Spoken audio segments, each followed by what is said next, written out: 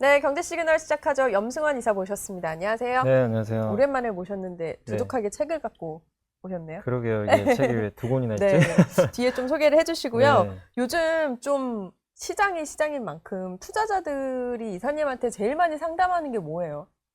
아, 뭐 삼전 닉스 어떻게 됐냐죠. 결국 결론 그건가요? 그거죠. 이제 네. 그거예요. 지금은 이제 물론 파신 분들은 대부분 떠나셨죠. 네. 시장 싫어서. 특히 미국으로 가신 것 같고. 지금 이제 물어보신 분들은 지금이라도 팔아야 되나. 아. 왜냐면 요새 코스닥이 많이 올라요. 네. 오르는데 또 삼성전자 하이닉스가 안 가니까 이제 지난 상반기랑 너무 다르잖아요. 너무 분위기가. 다르죠. 그러니까 이제 이거 내가 버틴다고 회복이 되는 거 맞나? 이 고민이 되게 큰 것 같아요. 왜냐 그게 그래도 버텨서 올라간다는 뭐 희망이나 뭔가 좀 기대가 확실하면 버티시면 되는데 그렇죠. 지금 주가 움직이는 거 보면은 아니 못 올랐던 그 상반기에 무너졌던 기업들이 막 폭등을 하니까 웬만한 코스닥 기업들 한 4에서 50% 올랐거든요. 그쵸. 굉장히 많이 올랐어요. 네. 근데 삼성전자 하이닉스는 전혀 못 오르다 보니까 제일 고민은 그건 것 같아요. 지금이라도 팔아서 갈아탈까. 사실 근데 이사님 저희 오랜만에 만났는데 지난번 만날 때만 해도 그때는 많은 사람들이 그래도 일단 사라. 쌀 때 사라 이랬는데 이게 진짜 조금씩 완전 바뀌는 것 같아요. 그 사이에. 그죠. 네, 그러니까 지금 한 두 달이죠. 두 달 만에 코스피도 많이 빠지고 특히 이제 신용 매매가 좀 많았던 거예요. 레버리지. 그렇죠. 레버리지가 많아서 사실 이번에 실적 발표도 이제 끝났지만 실적 시즌 보면 되게 좋아요. 뭐 지금 반도체 너무 좋고 실적 맞아요. 여전히 좋고 반도체 외도 좋더라고요. 화장품, 조선 다 괜찮은데 아쉬운 거는 반도체에 대한 의심만 계속 증가했고 그쵸. 그게 의심이 이제 주가 하락으로 연결되면서 네. 레버리지까지 반대 매매 나가니까 폭락을 했죠. 이건 우리만 그런 게 아니라 뭐 미국도 마찬가지. 미국의 마이크론, 샌디스크 반토막 났거든요. 근데 거기는 그들이 빠져도 네. 시장에 별 영향을 안 줘요.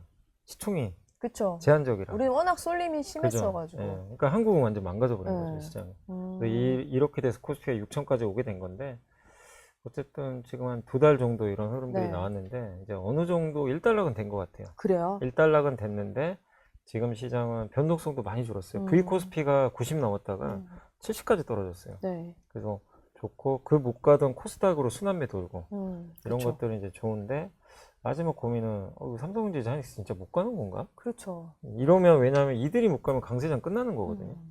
그러니까 여기에 대한 이제 고민들이 뭐 어떤 분은 간다. 뭐 저도 개인적으로는 다시 회복될 거로 생각은 하는데 현재까지는 조금 이게 네. 답답하다 보니까 고민은 그거죠. 아 이제 최악은 대부분 지났다고 다들 이제 공통적으로 보지만 진짜 회복되는 건가 코스피가? 요거는 되게 좀 많은 분들의 의견이 좀 갈리는 것 같습니다.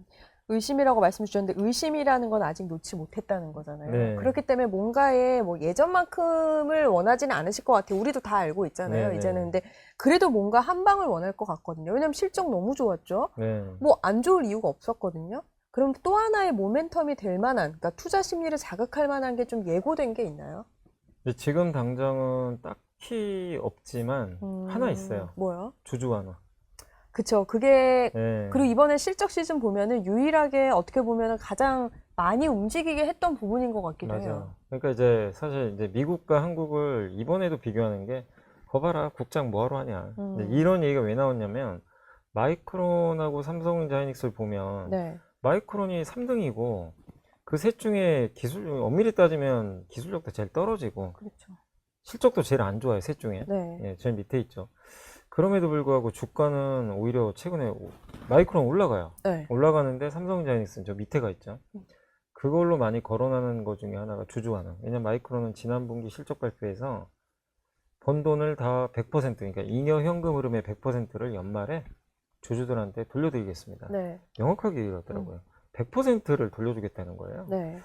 근데 삼성전자 하이닉스는 뭐 안 하겠다는 아닌데 뭐가 아쉽냐면 아직도 우리나라는 좀 뭔가 서투른 게 커뮤니케이션을 좀 잘하면 좋은데 주주 완화 한다고 했는데 네. 어떻게 한다고 그랬냐면 충분히 검토한 다음에 하겠습니다. 그쵸. 그러니까 또 뭔가, 여지를 네. 있어가지고. 아니 구체적으로 뭘 뭐 몇 퍼센트를 어느 시점에 저희가 드릴게요. 네. 이거랑 저희 드릴 거예요. 드리는데 이런 느낌이에요. 아 우리 아직 어떻게 좀 숫자를 정할지 결정 안 됐으니까 조금만 기다려 주세요. 그러니까 마이크론의 소통 방법과 하이닉스의 소통 방법이 다른 거예요. 그러니까 이제 시장 그걸 완전히 실망해서 하이닉스 주가가 사실 빠질 이유가 별로 없는데 그러게요. 무너져 버리더라고요. 마이크론이 오르는데도. 그거는 이거밖에 해석이 안 되거든요. 그래서 이게 한국과 미국의 차이고, 미국은 그런 문화가 이제 이 시스템이 되게 잘 갖춰져 있잖아요. 주주 그쵸. 환원. 벌면 주주 환원. 이게 당연한 자동이에요. 걸로. 그쵸, 맞아요. 예. 그러니까 이제 그런 것들에 대한 기대감. 그리고 이번에 S&P 500 기업들이 이번 2분기 실적이 미국이 장난 아니더라고요. 추정치도 계속 오르고 그니까요. 역대급 실적이거든요. 근데 사상 최고치인데 미국 S&P 500 PER은 더 떨어졌어요. 근데 그 번 돈을 네. 미국은 뭐죠? 자사주 매입으로 또 가요. 네. 자동이에요, 자동 그냥. 그러니까 이제 미국은 되게 단단하고, 한국은 야 삼성전자 하이닉스마저도 주는 건 주는데 왜 커뮤니케이션을 저렇게 하지? 그 명확히 준다는 거야. 뭐 얼마를 준다는 거야. 이게 안 나오다 보니까 시장은 역시 미국 가자. 약간 이런 느낌. 그리고 주가 빠지는 거는 저는 또 약간 그런 부분도 있는 것 같아요. 약간 이제 표현이 그럴 수 있는데 좀 네. 떼쓰는 거죠. 왜 용돈 안 줘? 예. 이렇게 이제 우는 그쵸. 거예요. 이제 이미 배당이라는 걸 알았고. 예. 그러니까 이제 그날 지난주 금요일 날 하이닉스가 5% 급락했거든요. 네. 이유도 없어요, 사실. 맞아요. 그리고 장 끝나고 갑자기 하이닉스가 공시되더라고요. 저희가 3분기 경에 발표하겠습니다. 주주원. 그래서 시간에서 좀 오르긴 하던데. 근데 그것도 사실 좀 모자르죠. 시원하면은 그죠? 없으니까. 예. 그쵸? 그러니까 이제 그런 것들에 대한 약간의 좀 아쉬운 부분들. 이런 것들을 좀 명확하게 해주면. 근데 이거 안 하는 건 아니기 때문에 네. 8월하고 9월 중에 일단 발표는 합니다. 하니까 그걸 기대한다면 지금 포기할 건 아닌 것 같다. 이런 보고 생각도 있습니다. 들어요. 우리가 워낙 이런 적이 없기 때문에, 시스템이 안정화돼 있지 않기 때문에 네. 기업들 입장에서도 섣불리 말을 못할 것 같다는 생각도 들어서, 이게 뭐 정부 차원이 어느 정도의 역할이 있을 수 있을지 모르겠지만, 이게 약간 이런 문화, 시스템으로도 좀 안착되어야 되는 부분 아니에요? 그러니까 이제 우리가 기업의 속사정은 모르고요. 음. 막상 이제 뭐 우리가 직접 만약에 CEO를 만나서 얘기 들어보면 또 이해할 수도 있어요. 맞아요. 그들의 사정은. 네. 사실 근데 이제 우리는 모르니까. 표면적으로는 마이크론도 그렇게 했으면 뭐 그러려니 할 수도 있는데, 미국은 저렇게 명확하게 돈 벌자마자 잉여 현금으로 100%를 연말에 드리겠습니다. 네. 이렇게 명확하게 가이드라인이 딱 나오는데, 아니 어떻게 보면 삼성전자 하이닉스가 훨씬 큰 회사들이잖아요. 그쵸. 돈도 더 많이 버는데, 특히 하이닉스, 삼성전자는 그래도 가이드라인은 있어요. 잉여 현금의 50%를 줘요. 네. 특별 주주환원으로 늘 주니까. 네. 여기는 이제 조만간 발표할 것 같은데, 하이닉스는 사실 그런 가이드라인이 없어요. 근데 왜 그럴까요? 그래서 아니 그동안 사실 하이닉스는 그런 걸 줄 여유롭도 없었죠. 계속 적자 보고 뭐 그렇긴 하죠. 생존의 기로에 항상 많이 놓였기 네. 때문에 그런 상황이었고, 또 최근에 이제 SK하이닉스는 영업이익의 10%를 줘야 되잖아요. 네. 그 직원들한테 이런 부분 투자도 해야죠. 이런 것들에 대한 이제 부분들이 좀 있다 보니까, 또 얼마 전에 또 나스닥 상장도 있었고, 네. 여러 가지 먼저 좀 정리할 것들이 있다 보니까 이런 거에 대해서 조금 약간 우선순위가 좀 밀렸던 것 같아요, 제 생각에. 근데 그래서 시장에서 좀 얘기했던 게 뭐냐면 올해 연말에 발표하는 거 아닌가? 좀 그런 우려를 오히려? 했어요. 네. 그래서 그게 지난주 금요일 날 바로 신호가 나와서 주가 급락해 버린 거예요. 그러니까 이제 시장이 이렇게 좀 울어버리니까 하이닉스도 이제 경영이 이제 다급한 거죠. 주가 이렇게 빠지는 거 방치하면 또 안 되니까. 그래서 조금 당긴 것도 같고, 또 하나가 이게 어쨌든 SK하이닉스 입장에선 뭐 회사 입장에서 살 수 있다 하더라도 주주가 보는 관점에선 이게 그 인텔에서 인수한 그 솔리다임이라는 낸드 회사 있잖아요.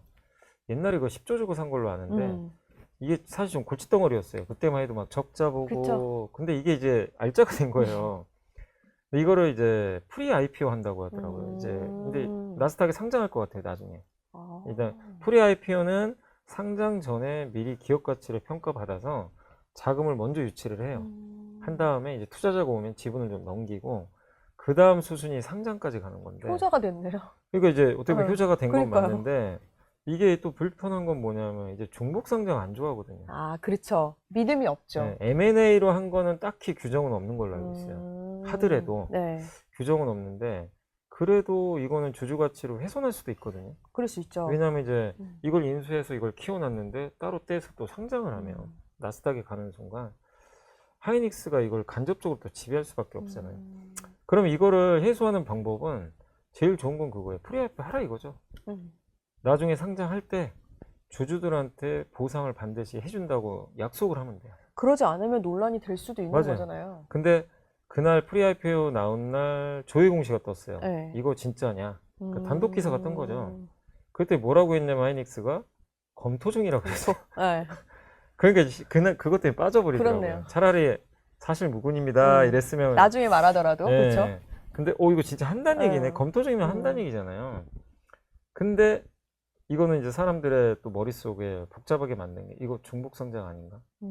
이 생각만 왜냐면 하는 거예요. 그거에 대해서 또 이미지도 안 좋기 안 때문에. 근데 그거를 사실 회사 입장에서 아직 물론 결정이 안 됐을 수도 있어요. 네. 그러니까 이제 명확하게 뭐 얘기 못 하는데 일단 시장은 오해할 수밖에 없는 게 결론은 상장한다는 거고 이렇게 되면 이 솔리다임 기껏 키워놨는데 네. 사실 이게 왜 주주 입장에서는 열이 받냐면요. 솔리다임 때문에 되게 힘들었어요. 회사가 막 진짜 23년도 저도 기억나거든요. 그때 막 8조 까먹는데 솔리다임 빚내서 샀거든요. 빚까지 내서 샀는데 주주들은 그걸 다 막아준 거예요. 주주들이 같이 투자도 해주고 어쨌든 끝까지 함께 해줬는데 이거 상장을 딱 했을 때 주주들한테 나스닥 상장할 때 뭔가 줘야 되거든요. 그렇죠. 그걸 혹시 안 주면 이거 주주들한테 배신처럼 느껴질 수가 있어요. 아니 그런 힘들 것 땐 우리가 도와줬는데 상장할 때 뭐냐 이럴 수가 있거든요. 근데 하이닉스가 아직은 프리-IPO 한다고 얘기한 게 아니라 할지 안 할지 몰라요. 네. 근데 이제 할 거는 같아요. 할 거는 같은 분위기가. 느낌이 있죠. 분위기가. 그러면 혹시 이제 프리-IPO를 하게 되면 이걸 반드시 해줘야 돼요. 저희는 주주들을 배신하지 않겠습니다. 네. 그러니까 나스닥 혹시 상장하게 되면 주주 보상을 반드시 하겠습니다. 메시지가 명확해야겠네요. 커뮤니케이션 반드시 해줘야 돼요. 그게 없잖아요. 그럼 또 빠집니다. 그래서 하이닉스가 이번에 네. 좀 메모리 반도체 다른 회사보다 유독 삼성보다 훨씬 약했던 이유는 이 주주 가치에 대한 약간의 이제 실망이에요. 실망. 커뮤니케이션 실패. 저는 그게 좀 크지 않았나. 그쵸. 이렇게 성과도 좀 보고 좋고 실적도 좋은데 그러면 보셨을 때 삼성넥스가 이렇게 확실하게 메시지 내가지고 시행을 하면은 반등 트리거는 오히려 확실하다고 되죠. 보세요? 불확실성이 제고되는 거예요. 왜냐면 업황은 아무 문제가 없어요. 지금 그러니까요. 마이크론도 좋고, 예, 그러니까 오히려 빠진 만큼 다시 V자 반등 나올 수도 있거든요. 그래서 이거는 특히 하이닉스가 어떻게 하느냐에 네. 좀 저는 좀 달려 있는 것 같습니다. 그럼 좀 이슈들을 하나씩 좀 분석을 해보면 모건 스탠리 거만 나오면 저희가 다 좀 긴장을 하는데 보니까 메모리 반도체 급락 조정은 사실상 끝났다라고 하는데 근데 주가는 사실 좀 관망세? 어쨌든 눈치 보기거든요. 이렇게 좀 시각차가 있는데 이건 어디까지 저희가 이해를 하고 있으면 좋을까요? 예, 모건 스탠리가 이제 되게 유명하죠. 옛날에 뭐 겨울이 온다 그래서 잊을 수 뭐, 없어요, 예, 그날에. 시온키미로 제가 알고 있는데 이름도 네, 맞아요. 이번에도 조금 이제 약간 보수적으로 좀 봤다가 네. 최근에 다시 이제 의견을 좀 바꿨죠. 왜냐면 이제 이 정도 가격이면 괜찮다. 예. 그리고 업황 자체 문제도 없고 그래서 지금 이제 모건 스탠리 같은 경우는 이제 가파른 조정은 좀 끝난 것 같다. 예. 밸류에이션 되게 매력적이다. 네. 그러니까 약간 이제 이렇게 보수적으로 보던데도 지금 밸류에선 팔 이유가 뭐가 있냐. 그리고 여기서도 분명히 지목했어요. 촉매. 똑같아요. 주주환원.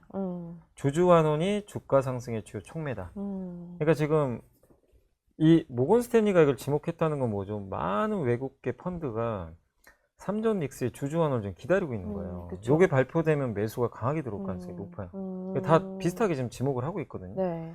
그러니까 결국 여기서는 팔지 말고 좀 기다리되 본격 상승은 조금 이게 주주환원이 가셔야 될 때까지는 좀 시간 걸린다. 약간 이런 느낌 같아요. 삼성넥스 어설프게 했다가는 큰일 날 것 같은데요. 네, 맞습니다. 그쵸? 약간 그런 느낌이 좀 들어요. 그리고 레버리지 얘기를 좀 안 할 수 없는데 거래 대금이 확실하게 많이 급감은 하기는 했는데 이걸 두고 이제 투기 수급 쏠림이 완화됐다는 것도 있고 반도체 주도주 상승 동력이 끝났다라는 또 해석도 있거든요. 어느 쪽으로 좀 보세요?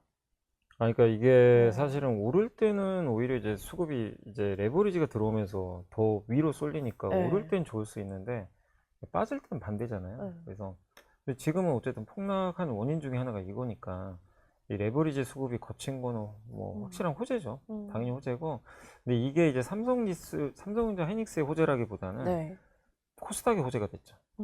이 그쵸. 돈들이 이제 빠져나가면서 오히려 그쵸. 이제 여기로 쏠렸던 게 떠나니까 지금 코스닥이 사실 오늘 저희가 촬영하는 시간에 오늘 하루에 코스닥이 6% 넘게 올랐어요. 저 지수가. 다시 봤어요. 그 깜짝 속보를 보고. 놀랐어요. 그니까요. 이게 최근에 거의 한 바닥에서 한 30% 올랐어요. 그쵸. 그러니까 엄청나게 오른 거예요. 요즘 제일 많이 하는 말이 코스닥인가? 네, 이렇게 맞아요. 얘기 많이 또 하잖아요. 이렇게 되니까. 예. 그러니까 결국 이제 수급 왜곡이 거치니까 음, 이것 때문에 피해봤던 업종들이 살아나는 거죠. 그래서 이런 부분들은 음. 상당히 긍정적일 수 있는데 정작 삼전 닉스에서는 돈이 빠져나가니까 그쵸. 그래서 이들은 좀 부진하고 아, 근데 삼전 닉스가 올라가려면 돈도 돈인데 아까 말씀드린 뭔가 모멘텀이 있어야 되거든요. 음, 그게 좀 시간이 걸리니까 그래도 어쨌든 삼전 닉스가 좀 부진하다 하더라도 네. 이 변동성 때문에 얼마나 난리가 났습니까? 그쵸. 지난 한 달 동안 정말 맞아요. 시장도 난리 나고 정치권도 난리가 나고 뭐 거의 뭐, 전 세계가 뭐 맞아요. 저 블룸버그는 한국 투자하지 마라. 마라. 저게 무슨 투자할 시장이냐. 하루에 아니, 세상 천지 그런 또 기사는 처음 본 것 뭐 같아요. 마이너스 5% 플러스 5% 이게 말이 되냐. 네, 그니까. 그래가지고 한국 증시를 굉장히 비난을 많이 했죠. 그 음, 원인이 사실 레버리지잖아요. 그쵸. 근데 이런 게 거치면서 변동성이 완화되고 어쨌든 이제 V 코스피 지수도 많이 떨어졌고 네. 그럼 이제 투자할 수 있는 뭔가 정상적인 시장으로 바뀐 건 맞거든요. 음, 다만 약간 답답하긴 하더라도 그래서 네.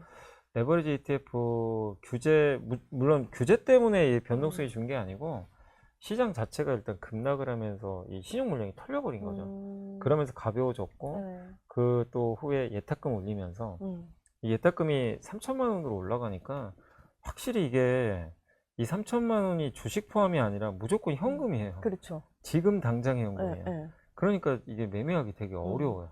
까다로워진 거죠. 그렇죠. 심지어 장이 안 좋은 상황에서는 더 쉽지 않죠. 네, 그런 상황에서 3천만 원을 내가 어디서 동구에서 넣어야 되거든요. 그렇죠. 그러니까 이제 거래대금이 10분의 1 통 나버렸어요, 지금. 그래서 그 정부가 원하던 건 이게 맞긴 맞아요. 거래대금 확 줄어버리게 만들어버리고. 흐지부지하게 이렇게. 네. 예. 근데 그게 주가 폭락과 이 예탁금 상향이 이게 맞물려가지고 그냥 일단 거래대금은 완전히 쪼그라드는 거 맞거든요. 그래서 이 레버리지 ETF 인기가 확 떨어져 버렸고, 그렇죠. 예. 그러니까 이게 인기가 없으니까 이 자금이 또 코스닥으로 가게 코스닥으로 돼. 예. 그래서 어쨌든 변동성이 줄어든 건 좋지만 삼성자이닉스의 탄력적인 어떤 상승은 좀 당분간은 좀 쉽지 않은 그런 상황으로 간 것 같습니다. 그리고 하나 여쭤보고 싶은 게 창신 메모리요. 사실 저는 이제 기술력의 차이가 좀 있으니까 워낙 너무 치명적이진 않을 거다. 뭐 단기간은 영향을 받아도 이런 분석들이 많았는데 애플이 지금 칩을 테스트 중이라고 했잖아요. 이게 그냥 단지 협상용으로 좀 봐야 되는 건지 단가 협상을 위한 어느 정도로 해석하면 좋을까요? 일단 창신 메모리가 일단 이게 만약에 아이폰에 들어간다면 기술력이 있다는 얘기거든요. 그니까요. 그 정도까지는 사실 잘 모르겠어요. 네. 아이폰은 고성능 어쨌든 스마트폰인데 그쵸. 중국 반도체는 당연히 늦죠. 근데 이제 애플이 원하는 이제 고성능의 메모리 반도체까지 늘 능력이 된다면 네. 사실 이제 우리 입장에서 부담되죠. 이 그쵸. 아이폰에 탑재되는 것 자체가 여러 메시지가 면에서, 되고. 예. 그리고 여기 중국에 들어가면 네. 중국 어쨌든 중국용으로 들어가겠죠, 당연히. 뭐 미국에 못 들어가니까. 네. 그러면 이게 어쨌든 중국 회사들 입장에서는 당연히 CXNT 칩을 더 신뢰할 수밖에 없고 스마트폰 회사들이 중저가 폰 만드는 회사뿐만 아니라 고가 폰 만드는 뭐 중국의 여러 업체들이 적극적으로 CXNT 걸 채택을 할 거고 이렇게 애플에 들어가면 이거 데이터 센터에도 들어갈 수 있는 거 아니야? 이렇게 또 해석할 수도 해석할 수 있죠. 예. 그럼 이게 중국에서 끝날 문제가 아니라 유럽까지 가요. 유럽에도 이제 지금 미국은 절대 못 갑니다. 아무리 그쵸, 못 성능이 가죠. 좋아도 네. 들어갈 수는 없어요. 이건 명백한데 다른 나라로 다 퍼질 수가 있어요. 그러니까 우리 입장에서는 되게 뼈아플 수가 있는데 일단 근데 이 부분은 당장 걱정하실 필요는 없는 게 두 가지 때문에 지금 어쨌든 안 된 걸로 알고 있어요. 첫 번째는 미국 상원의원들이 성명서를 냈죠. 네. 불장난 하지 마라. 애플한테 직접 성명서를 보냈고 8월 21일까지 서약서를 쓰라 그랬어요. 네. 중국 거 안 쓴다는. 안 쓴다. 네, 서약서를 제출하라 그랬어요. 팀쿡이 쓸지 모르겠어요, 지금. 근데 뭐 결국 쓰지 않을까요? 써야죠, 뭐 네, 미국은. 써야지 어떡해요. 네, 거기서 했던 얘기가 뭐냐면 중국만 쓴다고? 그러다 유럽까지 다 쓰면 어떡할래? 이걸 직접적으로 상원의원 몇 명이 거론을 한 거예요. 그러니까 애초에 불장난 하지 말라는 거예요. 예. 그러니까 애플이 원하는 건 중국용만으로도 우리 쓰면 안 되냐 이건데 그렇죠. 근데 어쨌든 이제 거기서 퇴짜를 났고 근데 만약에 이거를 그럼에도 불구하고 중국에 탑재하겠다는 거는 이제 미국에 반항하는 거죠, 사실은. 그렇죠. 그래서 문제가 커질 수 있고 두 번째는 저도 좀 놀랬던 게 CXNT가 거절을 한 거예요. 저도 이 기사 보고 좀 처음에 뭔 소리지? 아니 왜 왜 애플 들어가면 좋은데? 그쵸? 예, 그리고 약간 좋은데. 메시지 내기에도 너무 좋잖아요, 예. 글로벌적으로. 근데 이것도 두 가지 같아요. 음. 일단 시진핑이 거절할 수도 있어요. 아, 그렇죠. 예, 뭐, 넣지 그건 마. 당연히. 예, 예. 넣지 마. 이거 하나가 있고, 음. 두 번째는 이게 더 현실적인 게, 애플이 원하는 단가가 있잖아요. 네. 분명히 싸게 불렀을 거예요. 지금 그랬겠죠, 가격보다. 당연히. 예. 예. 그랬는데 가격이 일단 안 맞았고, 음. CXMT 입장에선 애플이 안 줘도 돼요. 음. 지금 자국 고객사 물량 대기도 빠듯하대요. 그러니까요. 그것 때문에 네. 오히려 조절한다고 하더라고요. 맞아요. 그래서 애플하고 협상할 때 그 기사 보고 깜짝 놀란 게 CXMT가 삼성보다 더 높게 불렀대. 네, 그니까요. 이게 뭔 소리지? 그래가지고 좀 황당하긴 했는데 네. 이거는 명백해요. 애플이 분명히 싸게 제시했을 거예요. 그랬을 이 것 가격으로는 같아요. 절대 안 된다. 네. 그리고 CXMT도 굳이 내가 이 가격에 왜 공급해? 나도 고객사가 이렇게 많은데. 그래서 결국 여기서 애플만 자존심 다궁인 거예요. 완전히 지금 이거 한번 중국 거 쓰려고 그쵸. 중국 거 쓰고 싶어 쓴 게 아니라 마이크론 삼성이자 흔들어 버린 거거든요. 근데 거기서 모든 게 노출됐죠. 애플의 모양새만 안 좋아졌어요. 혼만 나고, 그쵸? 혼만 나고 네. 이게 쓰진 못하고. 그니까요. 지금 약간 이런 상황이 됐기 때문에. 모양새 좀 신뢰감이 떨어지는 부분도 없지 않아 있는 것 같아요. 네. 네. 그러니까 사실은 애플 입장에서는 여러모로 이번에 여러 가지 문제가 좀 발생했고, 근데 애플이 이렇게 할 수밖에 없는 게요. 그 데이터 센터에 공급해야 되는 이제, 그러니까 지금 삼성전자, 하이닉스, 마이크론 3사 모두 다 네. 지금 메모리 반도체를 다들 빨리 달라고 하거든요. 그러니까 이제 5년어치 우리 공급 계약 맺자고 마이크로소프트나 이런 데서 와서 네. 먼저 자기 좀 물량 좀 달라 그래요. 그쵸. 근데 그 물량에 이게 5년짜리 계약을 이렇게 갖고 오잖아요. 그 물량의 절반밖에 못 준대요. 왜냐면 다 대기 중이라. 대기 중이라. 네. 근데 거기서 갑자기 애플이 와가지고 애플은 이제 스마트폰의 어쨌든 최대 고객이니까 이렇게 얘기했겠죠, 분명히. 우리 좀 물량 좀 줘. 나도 우리도 필요하니까. 근데 분명히 싸게 불렀을 거예요, 가격을. 네. 비싸게 부를 이유도 네, 없고요. 조금 싸게 달라, 지금 가격보다. 근데 이제 마이크론이나 하이닉스 입장에서는 왜 싸게 줘야 돼? 그쵸? 굳이? 우린 여기 지금 대기도 빠듯한데 너네 줄 물량이 없거든. 근데 받고 싶으면 비싸게 받아가라는 거죠. 아마 그랬을 것 같아요. 그래서 애플한테 이제 어떻게 보면 줄 물량이 아예 없는 건 아닌데 우선순위에서 데이터 센터가 1순위고 애플이 2순위인데 애플이 아마 높게 불렀으면 애플 좋겠죠. 그쵸. 근데 분명히 싸게 불렀을 것 근데 같아요. 지금 이 시장에서 이 사람만 낮게 줬다가는 또 되게 안 돼요. 이상해지는 네, 거잖아요. 네, 그럴 수가 없다 보니까 이제 애플은 또 우리 이제 삼성 하이닉스 입장에서 별로 안 급해요. 어차피 지금 중요한 건 데이터 센터니까. 그렇죠. 그래서 애플이 이제 튕겨져 나갔겠죠. 이제 한번 건든 거죠, 다른 쪽은. 그렇죠. 너네 한번 좀 싸게 좀 해달라고 이제 협박을 한 건데 지금은 그럴 수 있는 상황 자체가 아니에요. 득도 아무것도 없는 것 네. 같은데 이번 일로 인해서. 그래서 아마 다시 줄 네. 서야 될 거예요. 그러게요. 애플이 오히려 다시 줄 서서 더 비싸게 해야 될 것 같고. 리셋된 것 같아요. 네, 완전 리셋됐고 그거 안 되면 애플 아이폰 출시가 어렵겠죠. 그쵸. 예. 근데 이 피해를 누가 보겠죠? 소비자만 소비자 보죠. 보죠. 예. 가격 올릴 수밖에 없어요.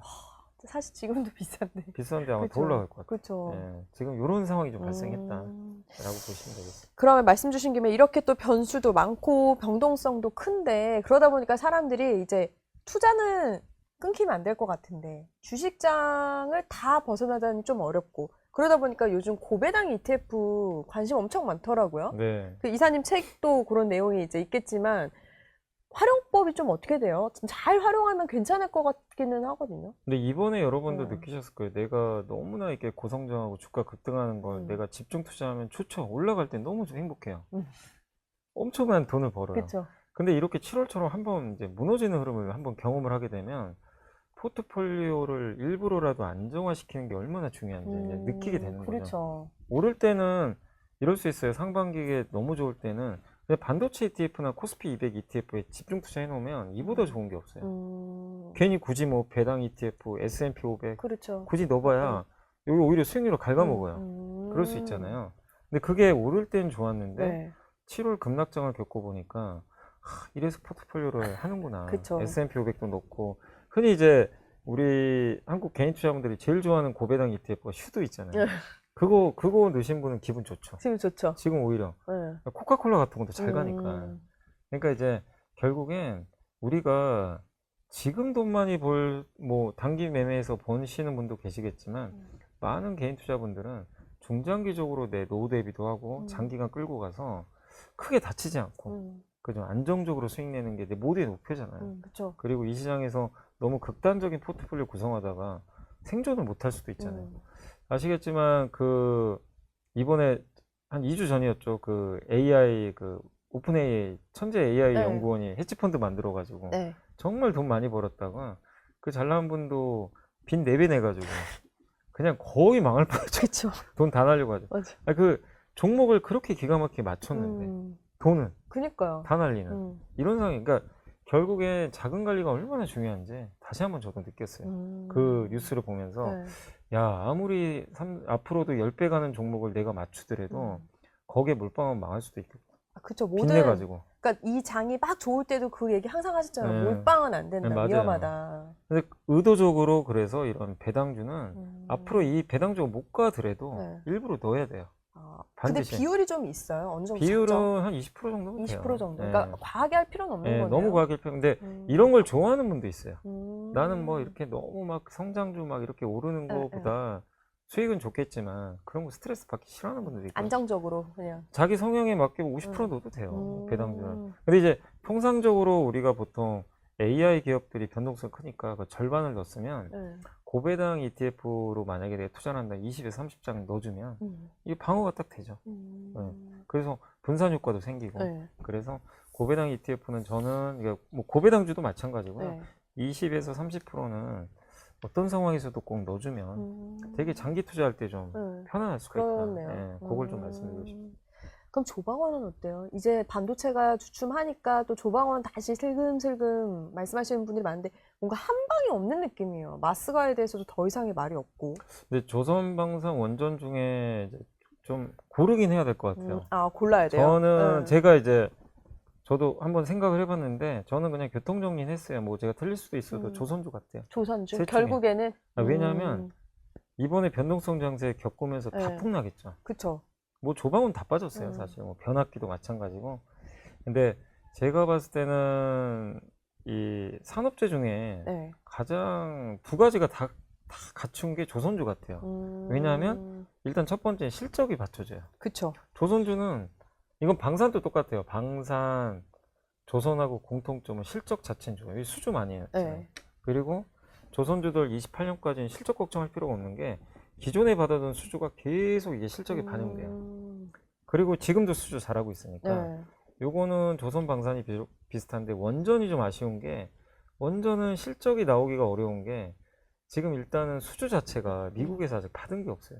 그쵸. 기존에 우리나라 수주는 있다 하더라도 미국에서 우리가 받기를 원하는 건데 지금 미국도 아쉽고 체코 수주는 받았지만 이거 실적 반영되는 좀 시간이 걸리고 그쵸.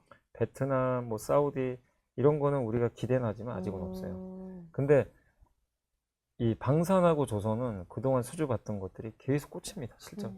일단 편해요. 그렇네요. 숫자가 나오니까. 확실한 건 있으니까 보이는 게. 그 두 번째는 뭐죠? 스토리텔링이죠. 스토리텔링 면에선 세 개 다 스토리텔링은 있어요. 유럽에서 수주 많이 받는 거 방산. 뭐 저기 동남아도 있고.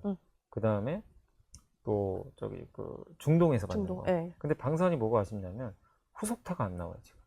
수주가 나와야 되는데. 근데 사실 그게 나와야 투자자들은 접근할 수 있거든요. 폴란드 2차 뭐 이렇게 탱크 수주까지 받고 막 이런 건 좋은데 그 후속타가 없고 거기에 또 중동은 지금 전쟁 중이라 수주가 안 나와요. 그렇죠. 그 원전은 아까 말씀드린 대로 안 나와요. 지금 미국에서 나와야 되는데 자꾸 늦어져요. 나올 것 같은데 그러니까 원전이 못 간다가 아니라요. 일단 미국에서 우리나라에 뭔가 수주를 하나 줘야 돼요. 그게 나오면 이제 그때부터는 한번 크게 갈 것 같은데 안 나오죠 아직은. 근데 조선은 모멘텀도 이미 나오고 있어요. 뭐냐면 오늘도 현대중공업이 미국 데이터 센터 기업에 엔진을 수주받은 걸 공식까지. 그러니까 이거는 그냥 명확하잖아요. 수주 이미 받았어요. 그렇죠. 그 데이터 센터에 연결이 되는 것도 되게 스토리텔링 좋고 또 하나가 미국이 지금 군함을 만들길 원하죠. 근데 지난번에 그 미국에서 이제 미국 하나 필리 조선소의 홈페이지에 딱 나온 내용이죠. 우리가 미국에 그러니까 뭐 이렇게 그 군함이라는 게 이게 뭐 이렇게 직접 뭐 군함끼리 싸우는 게 아니라 저기서 이제 미사일 날라오면 미사일을 감시하고 이렇게 조사하고 데이터 보고 이런 군함이 두 척이 있는데 그걸 하나 필리 조선소가 만들기로 했다고 하더라고요. 어쨌든 이제 드디어 우리나라가 미국의 방산에 들어간 거잖아요. 그쵸. 조선. 이거는 팩트잖아요. 네. 기대감이 아니에요. 음. 근데 이게 끝이 아니라 앞으로 이런 수주가 계속 나올 수가 있어요. 연달아. 시작이 늦었어도, 그쵸? 네. 그러면 이제 우리가 봤을 때는 이 셋 중에 당연히 조선이 제일 우위일 수밖에 없어요. 그렇네요. 이 근거 때문에. 직접적으로 보일 수 네. 있으니까. 뭐 기존에는 조방원이 비슷했다고 음. 하더라도 지금 이번 급락장을 겪으면서 명확한 건 조선이 이 두 가지 면에서는 다 우위예요. 그래서 저는 조선주를 좀 이 셋 중에선 네. 가장 우선순위로 지금 보고 있습니다. 코스닥 얘기 안 할 수 없는데 사실 그동안도 장이 안 좋을 때도 한 번씩 코스닥이 올라서 이랬다가 사실 하루 만에 다시 무너지고 이래서 좀 고민을 했는데 네. 문제는 그거 같아요. 이제 코스닥이 같이 잘 가느냐 또 문제인 것 같은데 진짜 코스닥이 시작인가요? 이미 시작은 했어요. 뭐 벌써 네. 저점이 30% 그러니까요. 올랐기 때문에 네. 그러니까 아마 많은 분들이 정말 완전히 저 버려진 시장을 다 포기하고 있었는데 어느 순간 630에서 지금 860까지 왔어요. 어느 날 갑자기 눈을 떴더니 코스닥이 네. 시대가 갔더라고요. 이것도 청 가는 거 아닌가 막 네. 이럴 수 있는데 사실 근데 저는 구조적으로 가긴 좀 어렵다고 보고 있어요. 그래요? 왜냐하면 왜요? 지금 이제 첫 번째로 네. 오른 거는 빈집털이에요. 너무 많이 빠졌어요. 그냥 그쵸, 수급이 맞아요. 비어버렸어요. 네. 근데 최근에 누가 사냐면 그 기관이 많이 사요. 기관이요? 기관들이 그냥 조금만 들어와도 막 팍팍 오릅니다. 왜냐하면 수급 부담이 없어요. 그쵸. 이 비어 있으니까 네. 조금만 사도 그냥 쭉쭉쭉 올라가는 음. 그런 모습들이 좀 나오고 있고 그다음 레버리지 ETF 인기가 없잖아요. 없죠. 이게 인기 있으면 또 안 돼요. 아. 인기가 있으면 또 글로 갑니다. 그렇겠죠. 그 코스닥의 사실은 적은 누구냐면 삼성전자 하이닉스예요. 그렇네요. 여기가 이제 급등하잖아요. 늘 그랬잖아요, 네. 또. 그러니까 이 형님들이 좀 쉬어줘야 음. 여기로 가요. 그러니까 이들이 만약에 가준다면 또 이게 그러니까 약간 수급적인 네. 어떤 이제 빈집털이가 일어나고 삼전닉스가 올라가면 이제 약간 부진하면서 가는 게 일단 있기 때문에 근데 언젠가는 삼성전자 하이닉스도 오를 거거든요. 네. 제 생각에 뭐 이런 주주환원이나 이런 것들이 붙으면 그럼 그때는 또 약간 양보를 해야 되니까 계속해서 올라간다가 아니라 당분간은 강하겠지만 좀 언젠가는 이제 고점은 나온다. 네. 한계는 있다. 아. 네. 요걸 좀 염두에 두시면 네. 되겠고 그 다음에 이제 이 코스닥이 좀 최근에 좀 오르곤 있지만 지금 오르는 게 뭐 여러 업종들이 있죠. 뭐 낙폭과대주도 있고 바이오도 있고 네. 또 거기다가 지금 2차 전지도 있을 거고 네. 반도체 소부장도 있을 텐데 이 업종들이 물론 수급 이게 실적으로 가는 업종들도 있는데 단지 그냥 기대감으로 오르는 업종이 있다면 네. 어느 정도 선에서 한계가 있거든요. 그러니까 코스닥에 대해서 조금 이제 항상 불편한 게 여기 진짜 숫자가 나오나 그쵸. 이거에 대한 고민은 늘 있어요. 늘 그게 제일 네. 그것만 되면 사실 되거든요. 맞아요. 근데 숫자는 숫자인데 또 고평가된 거 아닌가? 약간 이런 그렇죠. 물음표. 네. 삼성전자 하이닉스 PER 지금 4배밖에 안 되거든요. 근데 이거랑 비교하면 코스닥이 만약에 많이 오르게 되잖아요. 뭐 예를 들면 950 가고 1000 가면은 또 고평가 얘기가 또 나올 수도 있어요. 나오겠죠. 삼전닉스랑 비교할 거예요. 그렇죠. 그럼 그때는 또 할 말이 없거든요. 그래서 이제 당분간은 저는 8월 한 중순에서 약간 말경까지는 코스닥이 주둔하겠지만 오르면 오를수록 코스닥은 조금 더 이제 점점 탄력은 떨어질 가능성이 높기 때문에 지금 상황에서 코스닥을 이제는 낙폭과대는 아니에요. 네. 이미 올랐기 때문에 쫓아가지 마시고 네. 코스닥을 내가 선택한다면 결국 이런 거죠. 아직도 찾아보시면 못 올라가는 업종도 있을 수 있어요. 그렇죠. 그런 거는 이제 낙폭과대로 한번 접근하시면 되고 두 번째는 내가 코스닥을 접근하신다면 이제 구조적으로 좋아지는 업종을 선택하셔야 될 것 같아요. 구조적으로. 예를 들면 이제 반도체 소부장은 저는 여전히 좋게 보는 게 이제 반도체 많은 분들 지난번에도 이제 하이닉스가 공시를 냈죠. 우리나라에 지금 청주랑 용인 공장이 증설한다. 네. 두 개 합쳐서 한 60조 돼요. 60조. 네. 그러니까 이제 결국 증설한다는 얘기는 뭐죠?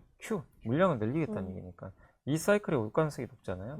그래서 그런 면에서 저는 반도체 소부장은 괜찮다. 네. 앞으로 구조적으로 좋아질 것 같고 그런 면을 한번 좀 염두에 두시면 좀 좋을 것 같고 또 하나가 2차 전지도 괜찮게 봐요. 네. 그래요? 왜냐하면 AI 데이터 센터에서 제일 중요한 게 전력인데 전력에서 우리나라 같은 경우는 앞으로 데이터 센터 많이 지을 텐데 네.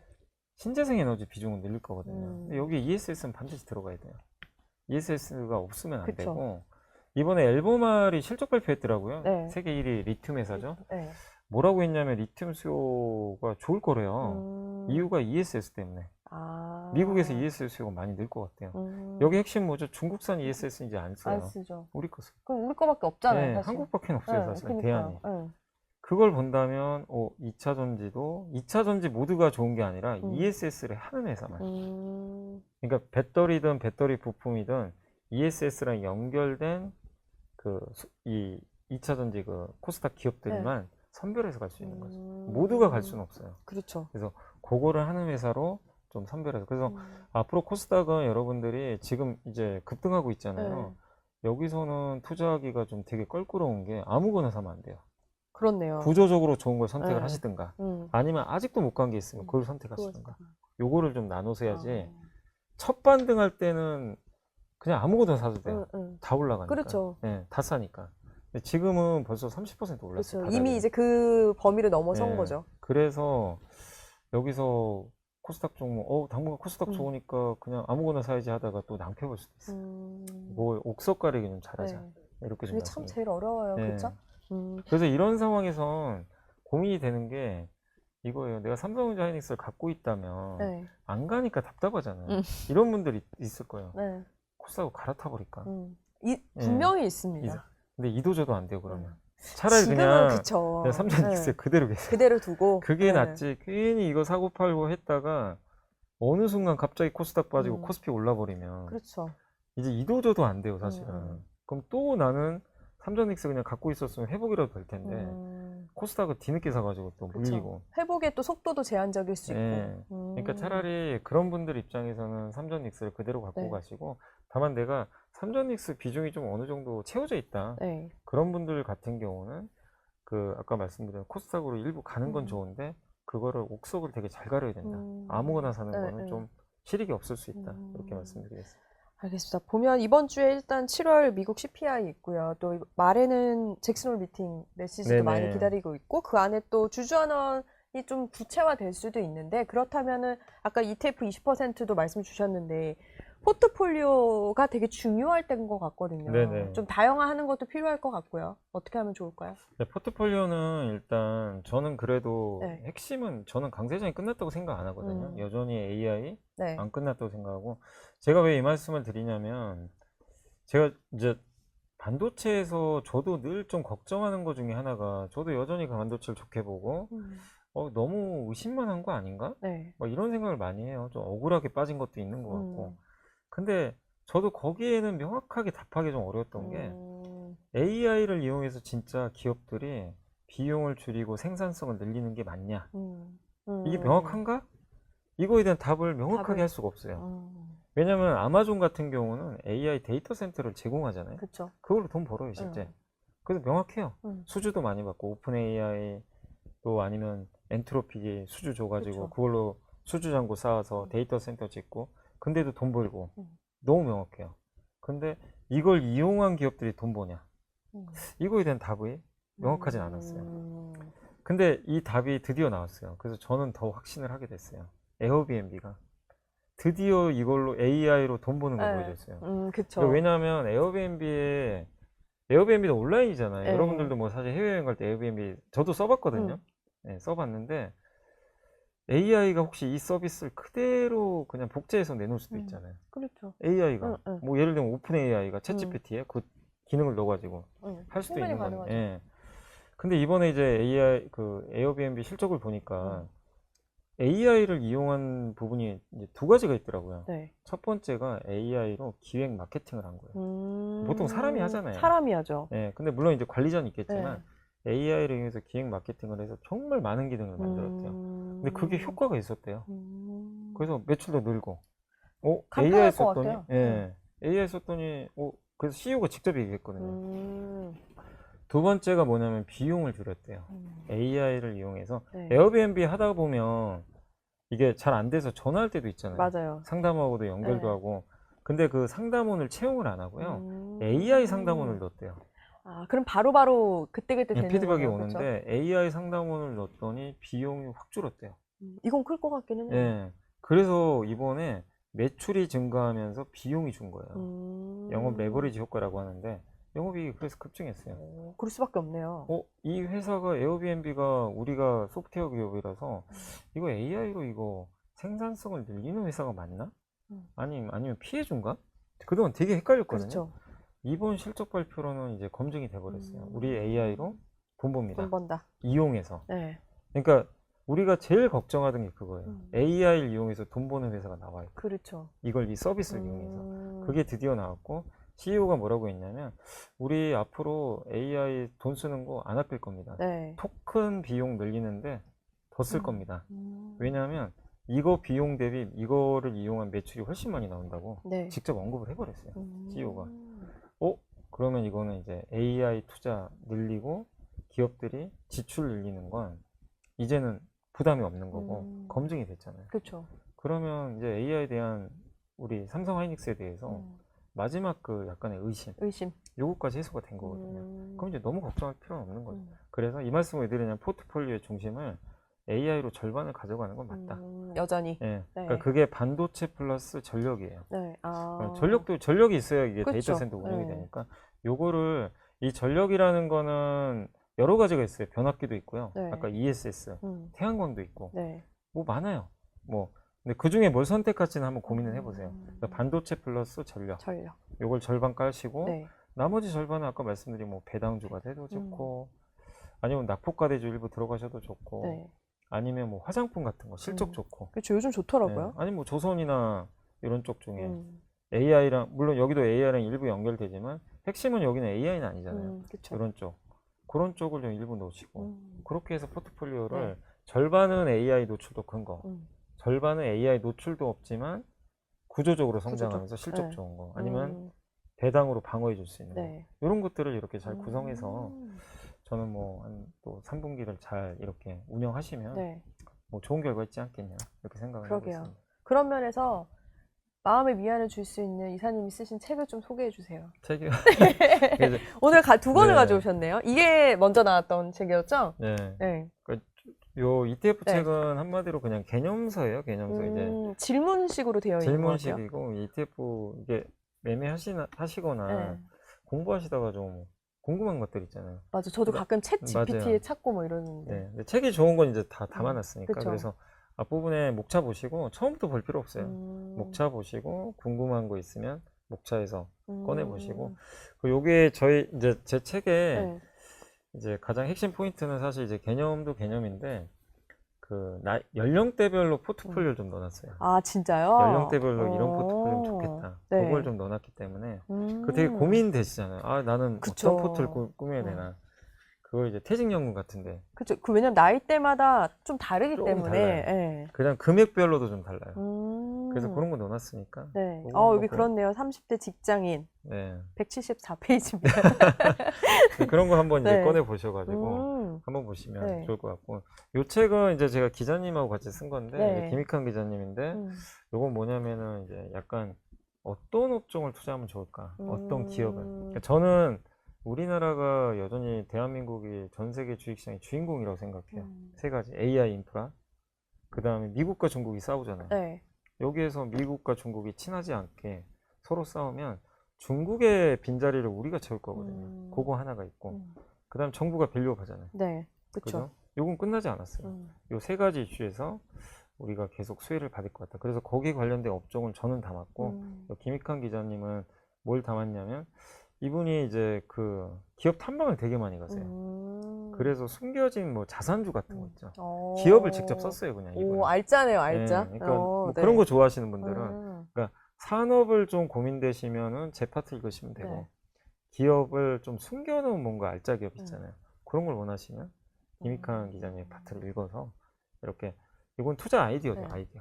아니, 홍보를 많이 하셨나 봐요. 굉장히 설명을 잘 하시네요. 아니 뭐 홍보를 많이는 못해서 시장이 안 그래요? 좋아가지고. 근데 요즘 그래도 이거는 근데 시장 안 좋을 때 많이 봤을 네. 것 같아요. ETF는 요즘 네, 관심 맞습니다. 많잖아요. 네.